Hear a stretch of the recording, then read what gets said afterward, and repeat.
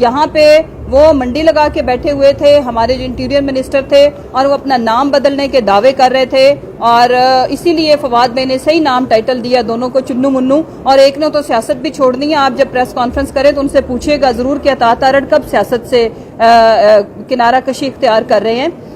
میرا کہنے کا مطلب یہ ہے کہ جو ان کے کرنے کا کام تھا یہ وہ نہیں کر رہے, یہ وکٹمائزیشن پہ بلیو رکھتے ہیں, اعظم سواتی صاحب کو فکس کرنے کے اوپر لگے ہوئے ہیں, ہمارے خلاف جھوٹی کاروائیاں کرنے کے اوپر لگے ہوئے ہیں. جو ان کا کام تھا جو انہوں نے کیا اس کے نتائج آپ نے 9 ماہ کے اندر دیکھ لیے ہیں. اس ملک میں جو کچھ ڈرامہ ہو رہا ہے وہ سب کو پتا ہے.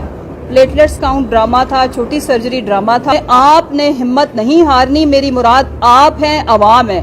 آپ لوگوں کی طاقت سے ہم نے انتخابات کی طرف جا رہے ہیں. بزنس کمیونٹی کا صرف ایک ہی مطالبہ ہے کہ اسحاق ڈار وہ ریزائن کریں. میری سب سے ایک اپیل ہے کہ اس وقت ہم سب کو پاکستان کا سوچنا ہے. پاکستان ہے تو ہم ہیں.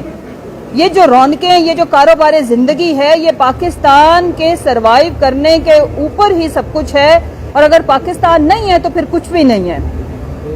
اس وقت ہماری جو سچویشن ہے وہ بہت کلوز ہے سری لنکا کی سچویشن کے, لیکن اس سے کہیں زیادہ یہ بھیانک ہو سکتی ہے. یہاں کے chief organiser doctor Asim Mahmood صاحب کی انتہائی شکر گزار ہوں, جنہوں نے اپنے چند دوستوں کے ساتھ مل کے, یہ بھی ایک انوویٹو آئیڈیا ہے کہ جب آپ کے پاس جاب نہیں رہتی تو this is not end of the life.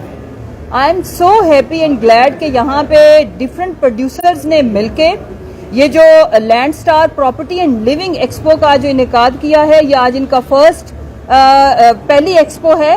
اس کے بعد مجھے بتایا گیا ہے کہ انشاءاللہ نیشنلی انٹرنیشنلی لیول جو ہے اس کو یہ مزید آگے 2 سے 3 ایکسپوز مزید کریں گے اور پھر یہ سلسلہ جاری رہے گا.